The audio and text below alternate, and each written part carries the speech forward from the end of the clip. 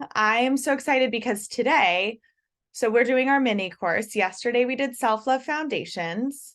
Okay. Today we're doing coaching, intro to coaching, and coaching as a career. And what it looks like, because we talked all about self-love yesterday, today we're talking about what it looks like to bring that work outward. So we're not just doing it for ourselves, but we're facilitating it for other people. So I see that there were some people who need a recap. So I'm going to do a quick recap and then we'll dive in to today's training. Yesterday, I introduced myself. So if you haven't, I'm not going to do my whole story again, but I'll do just a very brief version of it so you know where we're coming from. So my name's Melanie Monaco. I'm a master self-love coach, and I've been coaching. Well, I've been in the wellness space since I was 18, and I did my first yoga teacher training. So quite some time. I'm in my 30s now, and it's been the most amazing experience of my life, because what really started as a journey where I was trying to change myself because I was ashamed of the way that I looked and I hated parts of myself, um, turned into this really profound personal transformation of self-love over the course of a decade. I gathered certifications and trainings, and over that time I built my business, and my business has evolved as the community has grown. And so I started health coaching, and then it turned into self-love coaching, and then I started, after people were asking me to mentor them, I started the self-love coach certification course in 2020, and now we're here. I also have a whole spiritual component in my business where I'm doing a ritual facilitator initiation, which is like a spiritual leadership training in the new year as well. And I have a guided rituals membership, which is kind of like a guided meditation experience where you get new meditations every week, except they're even more than just a meditation. It's a channeled spiritual experience. So those are the different components of my business. I now mentor other business owners. I've been doing that for several years now. I do have a background in marketing, which is really an amazing asset, because the way, and we're going to talk more about this, the way that I look at business is really from a community focus. So it's not about getting sales like in a sleazy way. It's not about, I'm not in it just for the money, right? It's really about cultivating connections. Good marketing is storytelling and community building. And both of those things are healing, right? How many of us have felt so disconnected from having community? What does it mean to be in a space with people who understand you, who get where you're coming from, who aren't judging you? Let me know if that resonates with you. If you've struggled to find community, or maybe you've had the experience of being in a community. Maybe you're already in our community and you're like, oh, I finally have people who understand. That's healing. And that's a lot of my background in marketing, is really coming from that mindset. And then also storytelling, and stories have been used for hundreds of thousands of years as a way to make meaning and to connect the dots, and cultivate connection within ourselves and with something greater. And good marketing is storytelling too. And so we're going to be talking about that business component. But I know, because I've lived it, that there's a way to build a business as an entrepreneur that feels really good, that's in alignment with your values, that isn't feeling like you're selling yourself, or you're manipulating people, or you're, having to set your own values aside to make money. There's a way to do it that feels really good. So we're going to be drawing upon my experience in marketing. I worked in marketing in New York City for a time, and planned events, and I did so many amazing things with the healing space in Brooklyn when I was living in New York City, helping them with their marketing. And it's all just culminated to now the work that I do in supporting other business owners. So yesterday we talked about self-love foundations. Your brief recap is that we did a self-love roadmap. So the self-love roadmap is a framework that I created in my coaching career after I had started working with clients, and I had seen a pattern in terms of how people moved through their journey of transformation. And the self-love roadmap is a 5-step process. So the first step is self-forgiveness, second step is self-acceptance, third step is self-gratitude, fourth step is self-care, and the final step is self-trust. And it's, people call it the self-love cycle, the self-love layers. There, you can really call it whatever you want. It's a framework, and it's been used by thousands of people around the world now.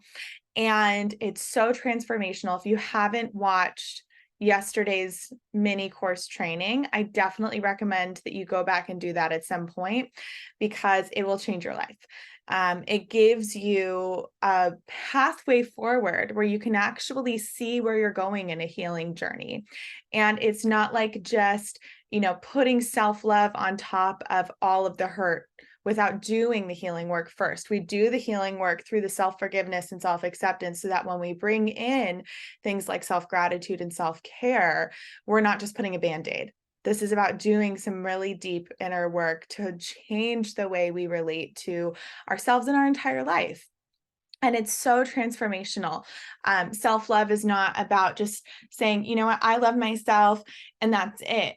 It's really about going to the darker parts of yourself, the parts of yourself that you're ashamed of, the lived experiences that haunt you, and learning how to love that too, learning how to bring compassion to that too. And I hope you see the distinction. Let me know if that makes sense. But that's kind of your brief recap of what we did yesterday. And I do recommend you revisit that, because this is a framework that you can not only use with yourself, but you can bring to others. And it's so magical. Okay, so let's talk about coaching as a career. I would love to know in the comments who here is interested in being a coach, and who here is maybe already working in the wellness space. So let me know, or in the chat, I guess it's not really comments, it's a chat. Let me know in the chat who here is wanting to do this work professionally, or is already doing this work professionally. And along with that, I would love to know why. What is your why? Like, is it because you want to have a career that feels purposeful? You want to help people? You want to be an entrepreneur, be able to make your own schedule, have a business that's in alignment with your values? Let me know why. One of the most wonderful things about coaching is that it is a career that you will make work for you. And it's a career that is purposeful.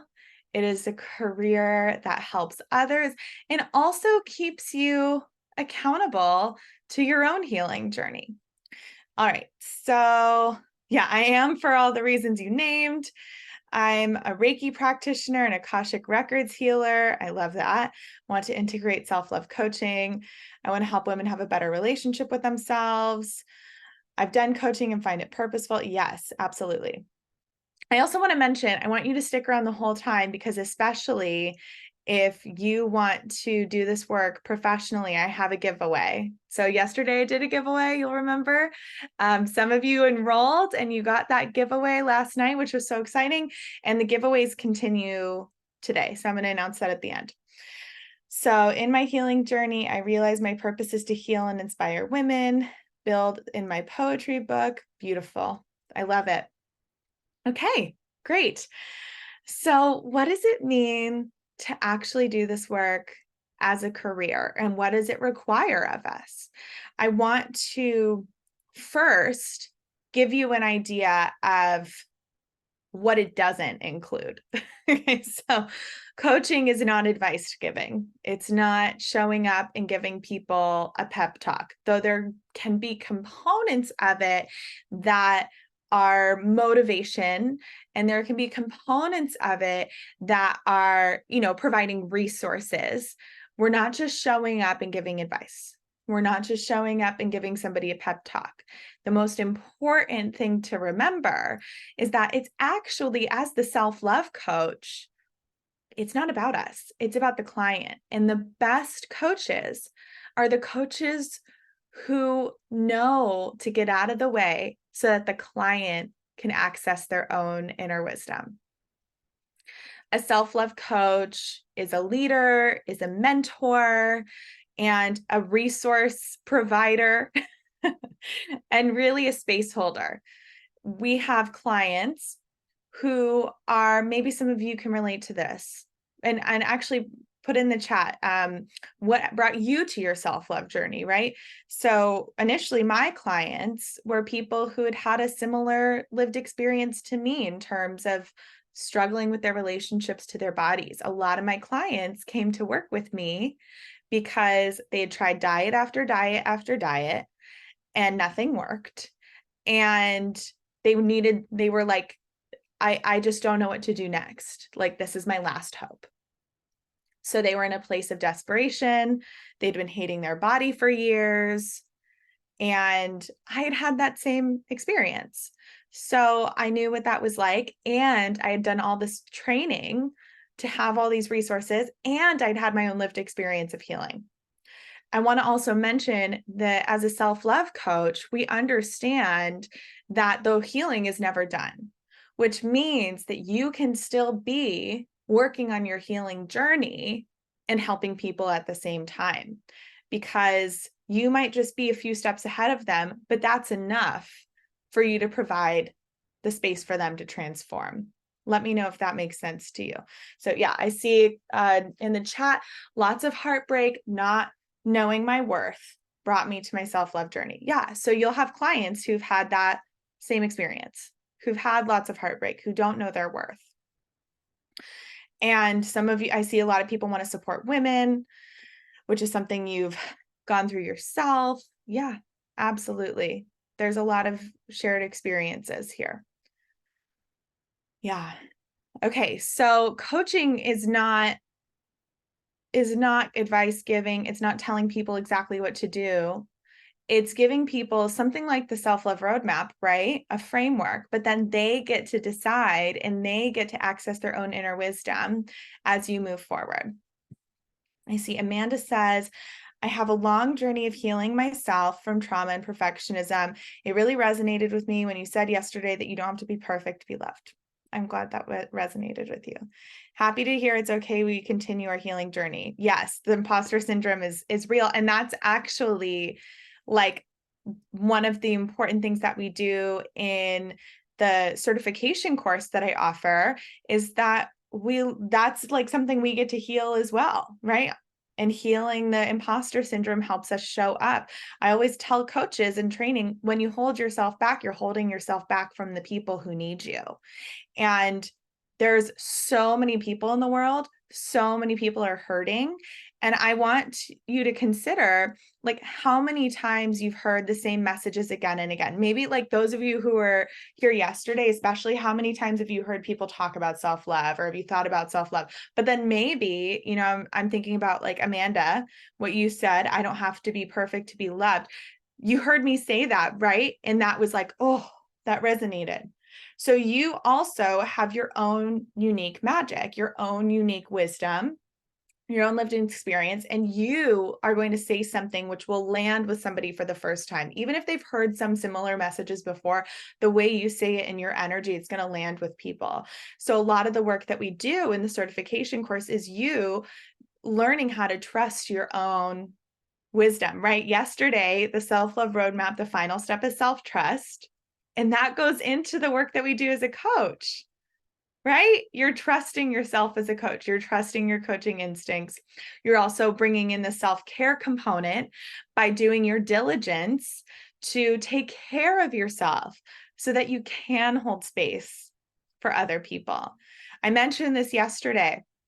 I've been through the worst few years of my life since I started my business because of the losses that I've experienced in my family. And it didn't mean that I stopped coaching. I actually became a better coach because of the hardship that I faced, because I knew as I was going through it, I knew, okay, I'm going through this dark night of the soul. I had PTSD at one point that I was working with like 3 different therapists for. I mean, I was serious in terms of like how hard that was and where I was at. Like, I had postpartum depression after giving birth to my son, a whole host of things. And I didn't stop coaching because I knew how to separate my stuff and how to hold space for people at the same time. And the magic of it is that the more we go through, the darker things get.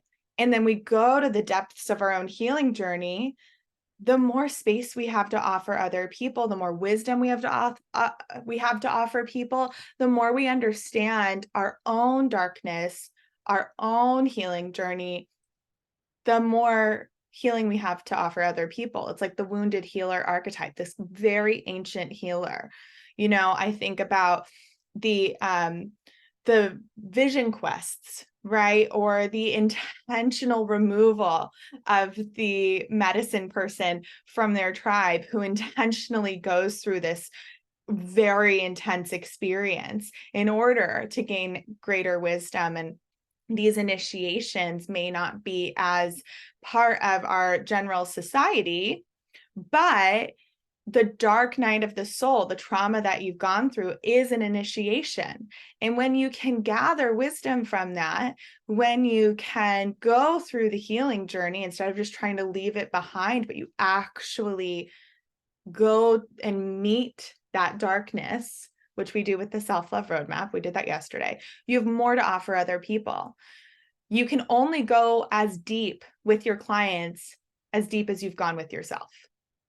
And that's why I want to make it really clear that you can still be on your healing journey and help people. And actually, it's a beautiful thing. Your medicine, your magic comes from those healing wounds. Let me know if that makes sense to you. The dark night of the soul gets deep and scary. It does. But how beautiful it is if you go through that then you can be of service. So you can be on your healing journey and help people. And one of the amazing things about coaching, I was just talking to my mentor about this too, because she experienced this with me. She's like, you've probably experienced this, but what you're talking about right now, I was just going through last month. It's amazing how the universe or the confluence of energies come together and you're the people who are attracted to you. It ends up making meaning of what you've gone through because you're like, oh, I learned that so I could help this person. Okay.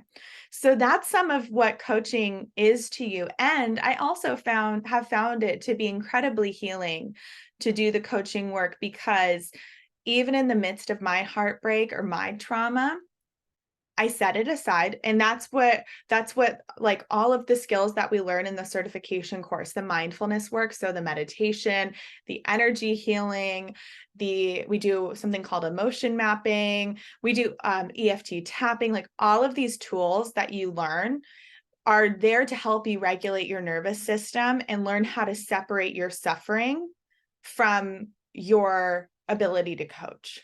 Right. And that's not to bypass it. It's just you're doing the work so that it's not coming out sideways.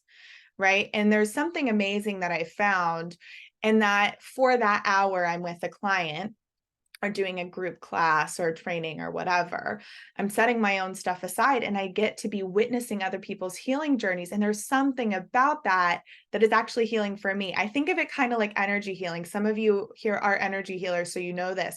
But in energy healing, it's talked about how, the healer is the conduit. So you actually experience the healing energy as you're transmitting it to the client, right? And I think coaching is actually very similar in that you experience healing too by being part of somebody else's healing journey. And it's very soothing and liberating and magical in that way.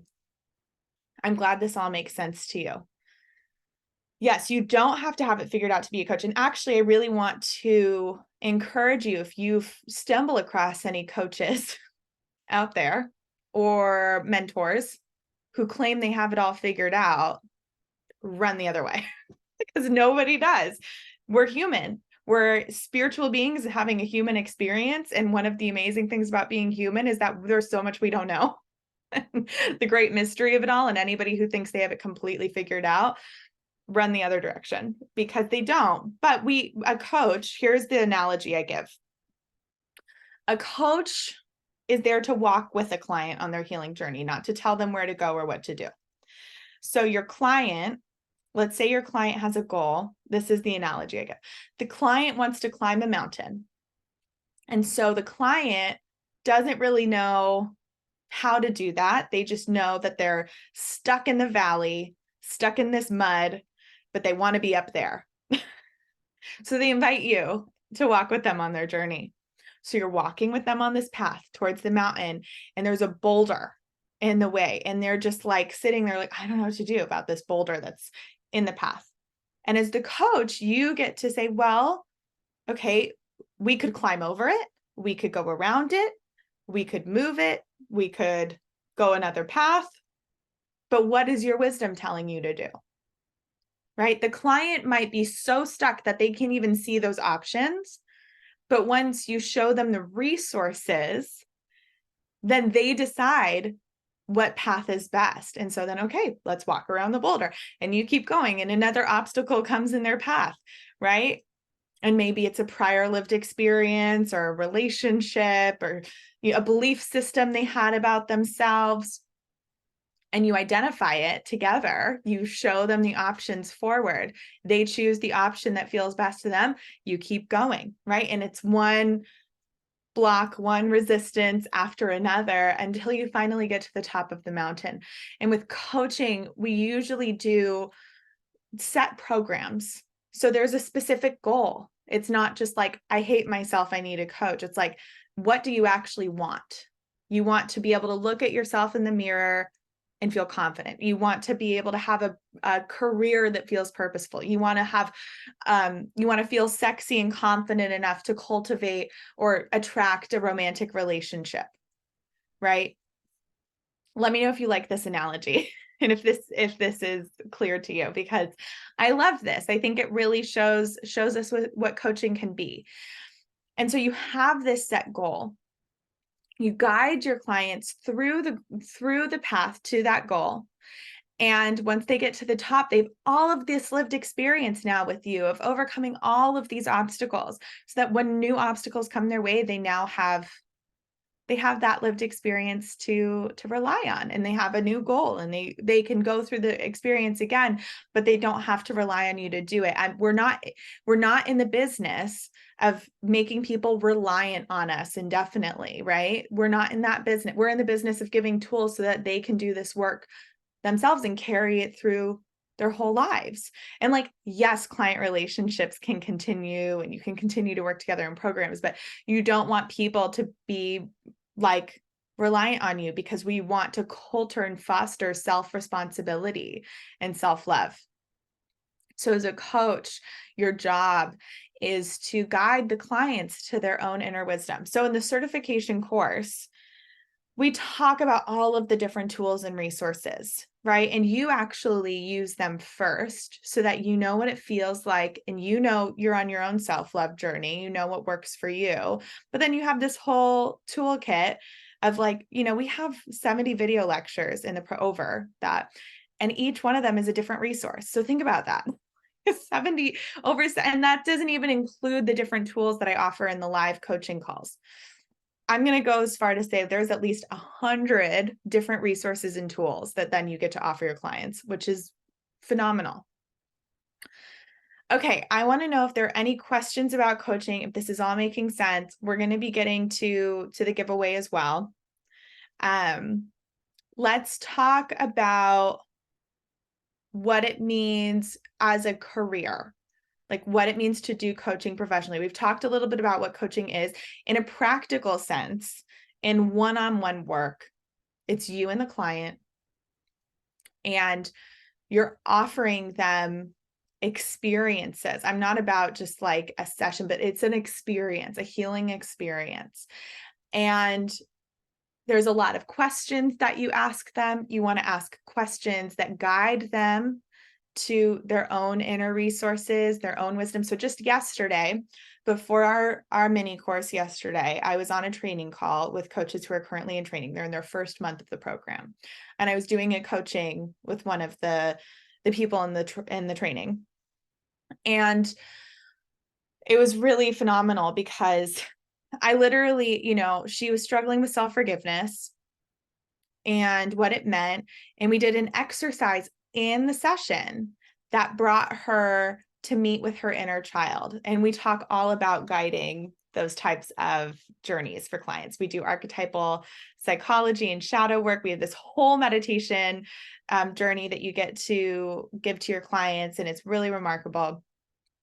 So I guided her in a meditation type experience to meet with her inner child. And in that, she had this huge revelation that clued her into why she was struggling with certain belief systems. And then I asked her what she felt was the resource that she wanted to carry with her.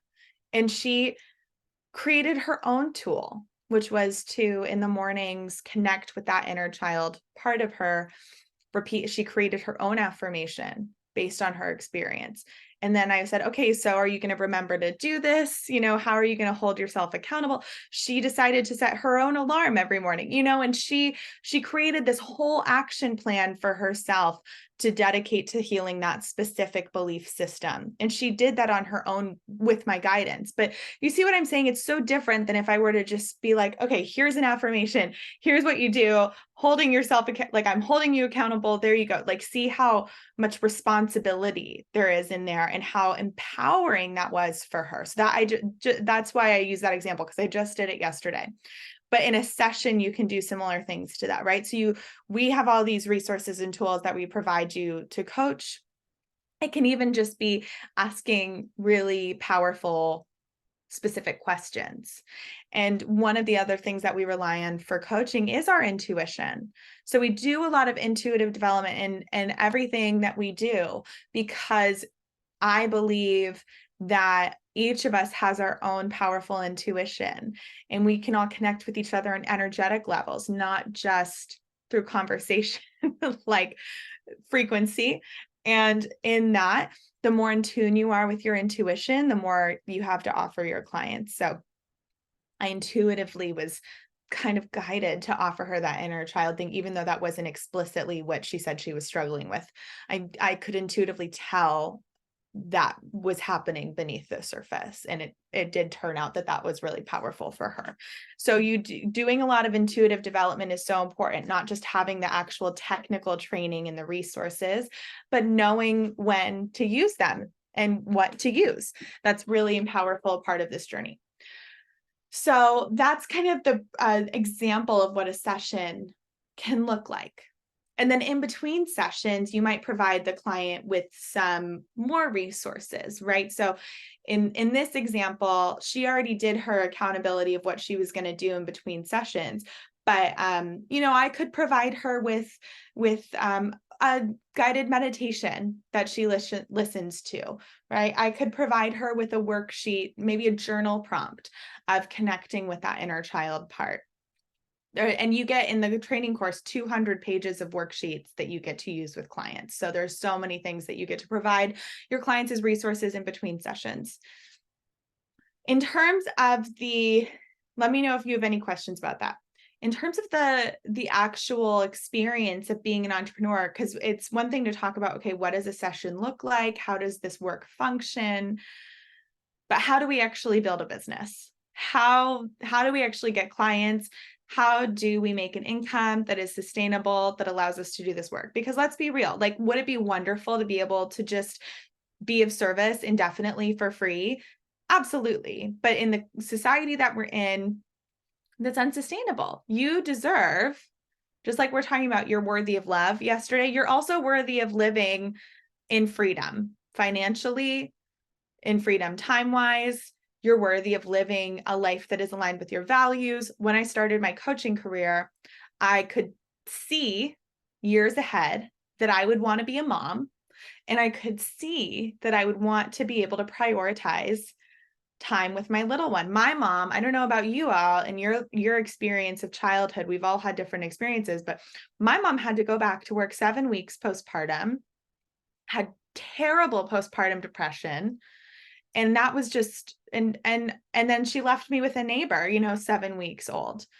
Well, she went to work and was struggling with depression. I mean, it sounds horrific, but this is unfortunately the standard. Some people only have 2 weeks maternity leave. It drives me crazy because at that time, if any of you are moms, or maybe you've witnessed somebody as a mom at that time, those first few months, I mean, like, I did not feel at all equipped to do anything, to leave my baby. Like, I had a physical experience separating from my baby just for an hour. It felt like I was like dying. It was very intense. So I knew that I did not want to have that experience. So I could vision ahead, because when I started my business, I wasn't even married yet, but I could vision ahead to what I wanted for my life.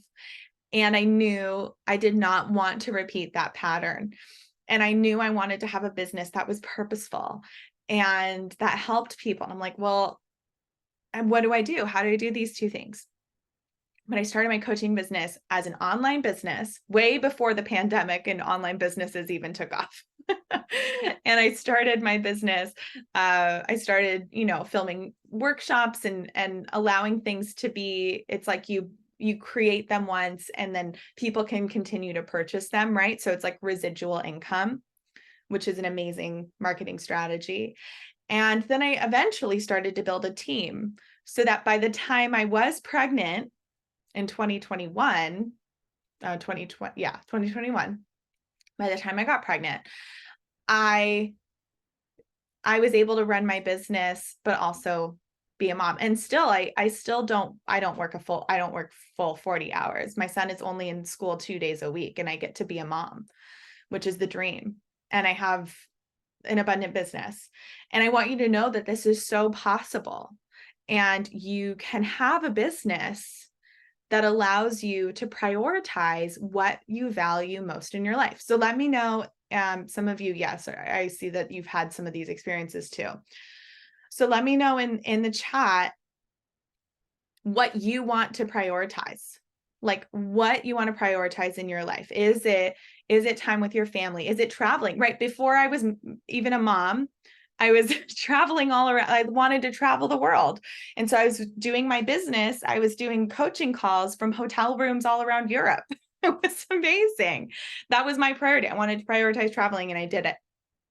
So all of whatever your priorities are, having a business that allows you to prioritize your values is something you're deserving of. And at the same time, it can be a business that helps people. And you can have so many different offerings that help, like this offering I'm doing literally right now, to be very meta about it, right? I'm doing an offering right now that's free. So you can be of service to people in a free way and also have offerings that generate income.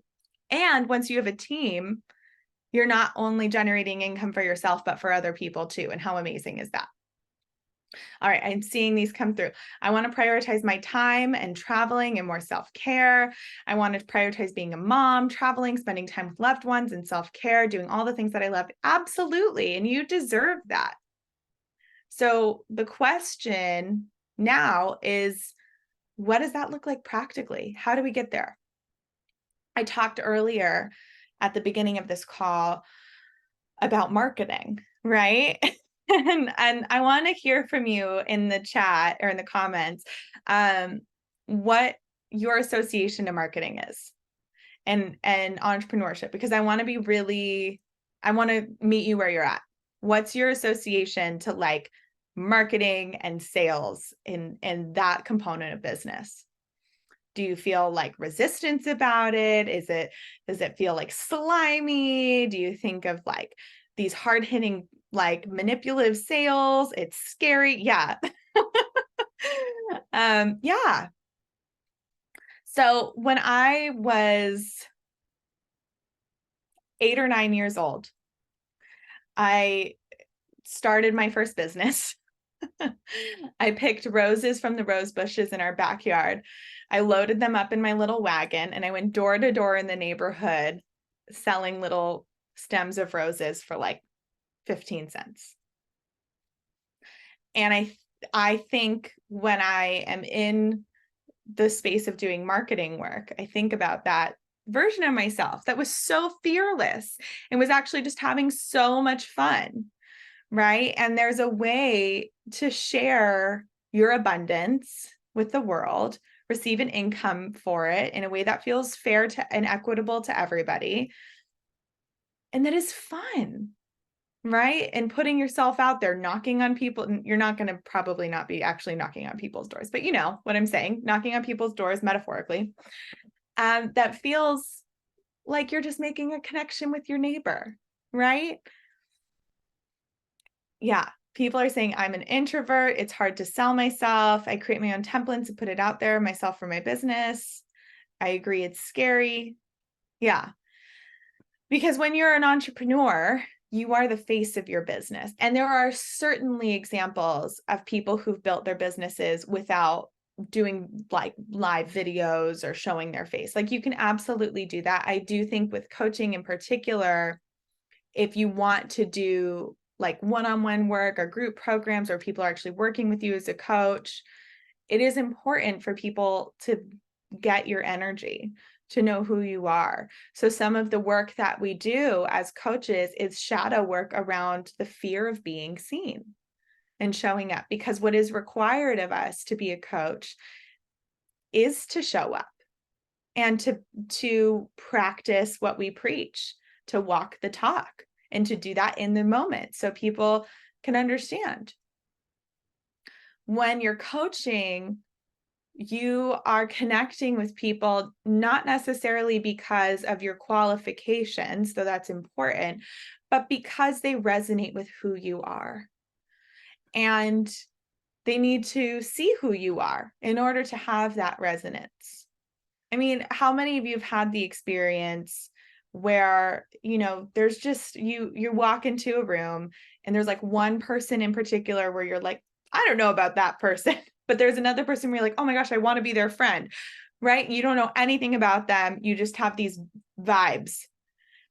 And the same thing is true when we're choosing practitioners to work with, right? And so you want to be really in your own vibe, in your energy, reading the room, right? People are going to read the room. And you want to be in your energy so that when people read the room, they're like, oh, that's my resonance. And you're not going to be for everybody. Not everybody is going to resonate with you, but you want to make sure that your energy is bright enough to where people can see you so that if they resonate with you, they can connect with you. Yes, I love this. Okay, I'm going to go over to the chat. I've had a traditional business for many years, following my calling in the holistic spiritual practices. I feel like I need to go back to learning how to sell myself because it feels I want to do it, help people for free. Oh yeah. Okay. So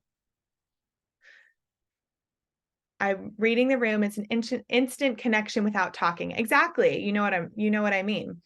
Jessica says, you also have to be okay with knowing not every client is a client you have to take on. Absolutely. Yeah, we talk about this and I'll mention this now actually, because this is important. We have a scope of practice and you want to have enough trust in yourself and knowing with your own abilities is who and who not will be a good fit for you. So early on in my business, I took on a client I knew wasn't a good fit, but I was like, you know, a fresh coach and needed the money. And I just was like, I want to take on work with everybody. I want to help everybody. It ended up being that it didn't work. It wasn't like there was bad blood or anything, but I ended up ending her program because she was not in a good place. She kept ending up in the hospital. She was having all these health things going on. She just was not in a place to do the work. And I kind of knew that early on, but I just really wanted to help her. I could see she really wanted to do the work, but it was not the right time. And you might have clients who come to you and you're like, you know, I think there are other things you need to do first. Coaching is not therapy, right? It's not psychotherapy. I want to demonstrate to you what this distinction is. I want you to think about the difference between physical therapy and personal training, right? Physical therapy, you go to a physical therapist because you have an injury. It's very specific, it's clinical, it's technical, it's medical, right?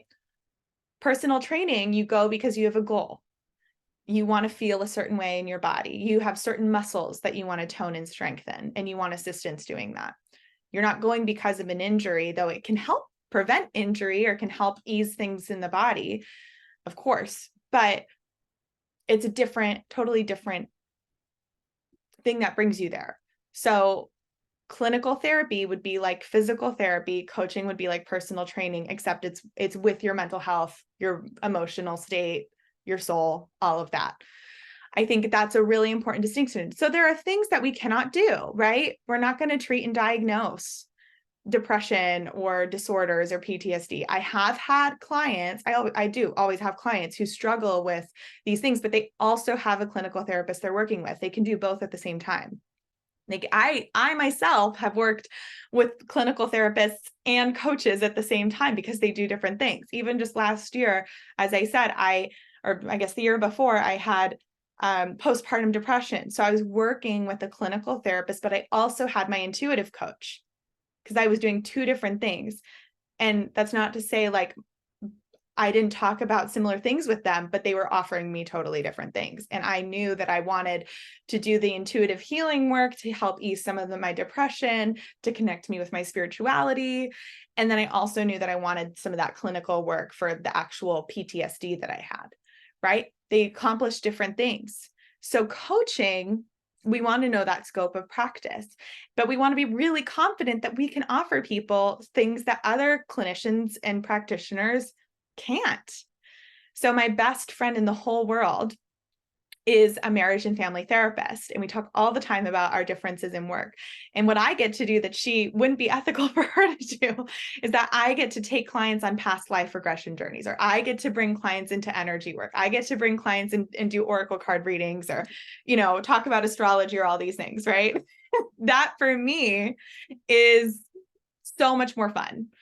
And just it offers a different type of healing. They're both important. They're both helpful. They just accomplish different things. So yes, let me look at this. You can do a consultation, but you might want to take a client. You can refer them to other people or suggest seeking a therapist. Yeah, absolutely. Amanda says, every morning during my connections, I ask spirit in the universe that only my soul clients come to me and those I can truly help. Good. Yeah. So somebody asks, I'm MFT. I'm interested in coaching on the side. Do you know if there's an ethical issue or if there's rules against that? I would look into your state regulations. I don't want to give you I'm not giving you legal advice. Look at your state regulations.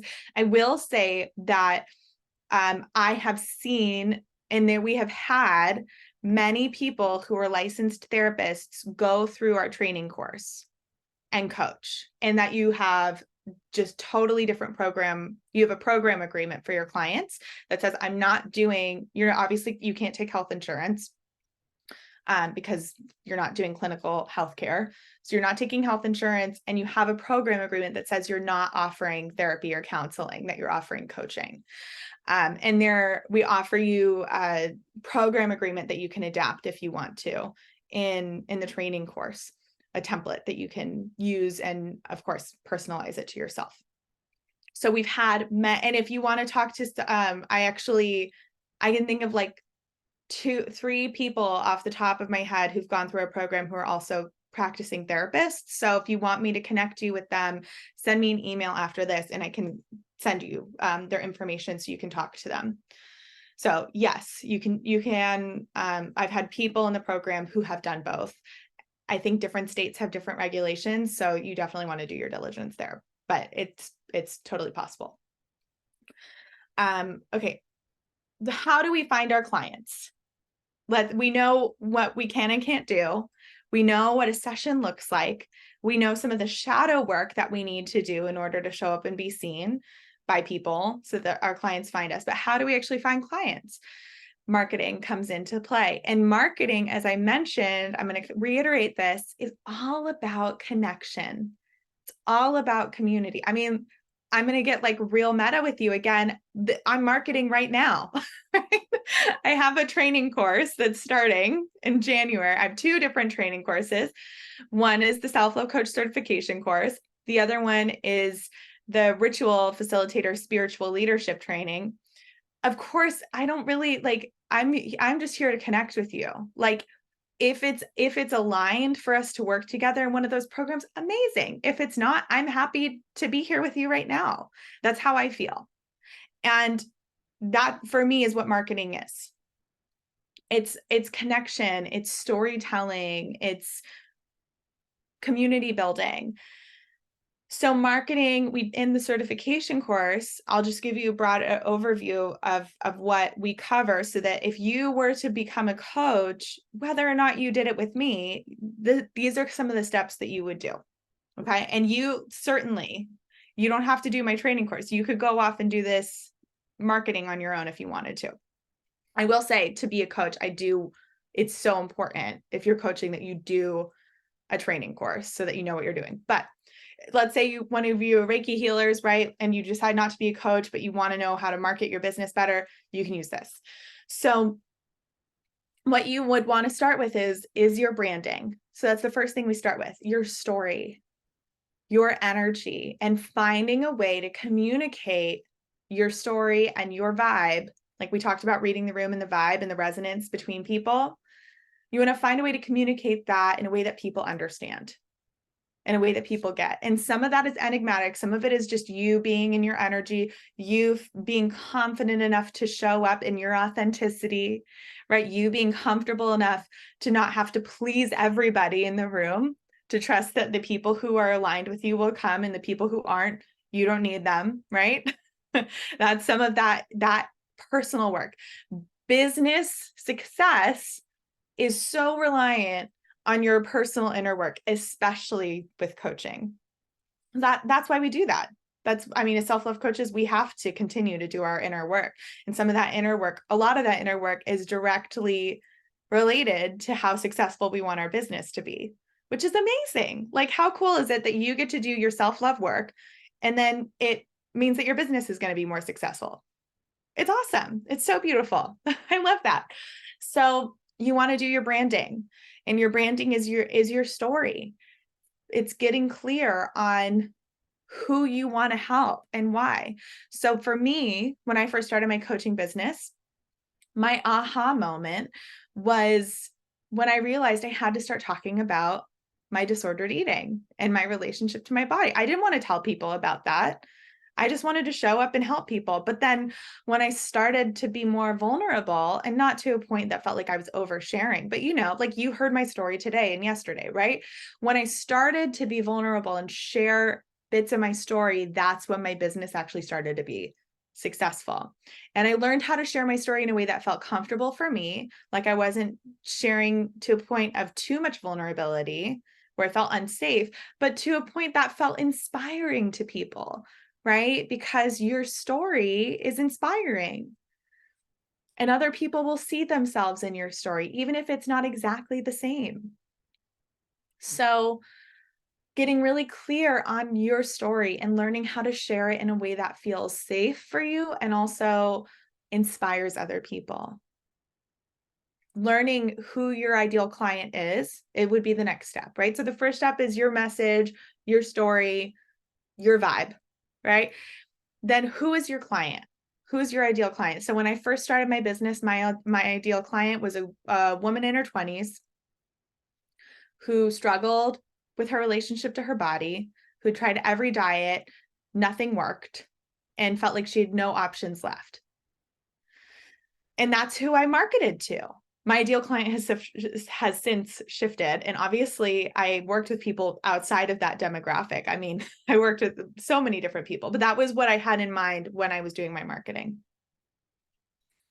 So who do you want to work with? And you get specific about it just so that you know how to build your programs. And there are people who will work with you who are outside of that demographic. I've worked with men. Like I'm not saying every single person that I worked with was a woman in her 20s who struggled with her body, but that was how I was tailoring my programs. And then there were other people who came in who benefited from that work too.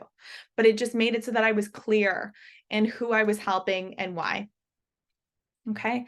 So you have your branding, who is your ideal client, and then you build your programs, right? You can't build your programs until you know who you're building it for and who you are and what you're offering. So then you build your program. So my first program was a one-on-one program that lasted 6 months, might have done a couple of different ones. And I charged $1,111 for it. I still like just have such an amazing memory of the first time so I had a consultation with this woman. She paid in full, and I just was like, what? Because at that time that was my rent. I was living in this apartment in Brooklyn, New York, and I just was like, oh my God. I just was so thrilled. And I felt like it was the best feeling in the world to be able to like get paid, to do this work. And but I built out a program. So on that consultation call with her, she was a woman. She wasn't in her 20s. She was in her 30s, but she was a woman that struggled with her body, had tried everything, just got out of Weight Watchers, And I showed her the self-love road. No, actually, I don't think I had the self-love roadmap yet. No, I definitely didn't. So, but I, in some shape or form, shared with her a path forward with the tools that I had at that time in a way that made it really clear to her that this was a path that could work. And my confidence in the coaching process meant that she became confident in the coaching process, and then she invested. And it was amazing. And that was many, many years ago. But I wanted to share with you I like to share these early stories because some of you are early on in your business. And you want to have that program to be able to offer people. So that would be the next step. Okay, I see a question. Will the coaching program help you develop your story to connect with clients? Yes, we do that in the second month of the program. We have a whole week on branding and understanding your story and all these worksheets that help you do it. And you have your live calls where you can work with me and other coaches on it. Oh my gosh, I'm looking at the time. We're getting really close to time. Okay, I'm going to get through the rest of this. We're going to do our giveaway and then we'll talk about tomorrow. All right, so branding, ideal client, your program, and then you need to get your program information out into the world. Social media is the way that I have had the most success. And you don't have to have a big following to have a big impact. You don't have to have 100,000 followers. I've actually worked with business owners who have hundreds of thousands of followers and cannot get a single client, because think about it. You really only need like 20 people in the room who want to invest with you to have a sustainable income, depending on how much you're charging. But, you don't need 1 million people. We're not here for vanity metrics. You really only need a handful of people who resonate with what you're doing. And then they're going to, like, the word of mouth thing just really helps as well. But focusing on cultivating a small but engaged community is very powerful.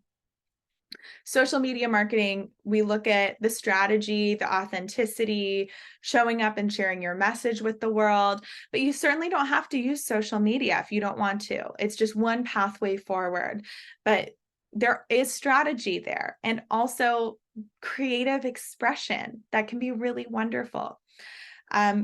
Networking is an amazing way, combining forces with other business owners, people who are in a similar space to you, maybe not doing exactly what you're doing, but cross promotion can be so powerful. In the certification course, we talk about direct marketing and indirect marketing as two different channels. So direct marketing is having actual conversations with people. So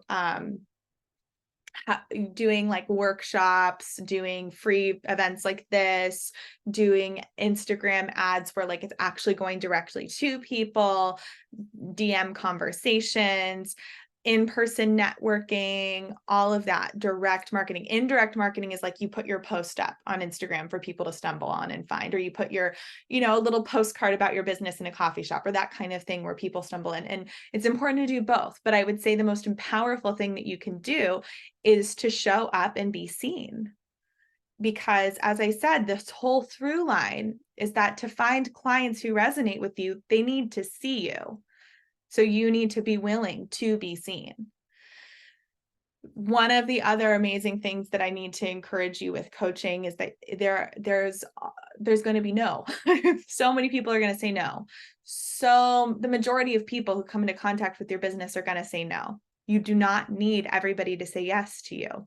Where I see most coaches get stuck is that they get one no and they think they're worthless, right? That's why we do the self-worth work, because you continue to have your trust of the right people are going to find you. And if you have programs that don't have the success you want or offerings that aren't successful in the way you envision, you don't let that get you down. I launch things all the time and they perform sometimes better than I imagined and sometimes not as good as I imagined. And that's fine.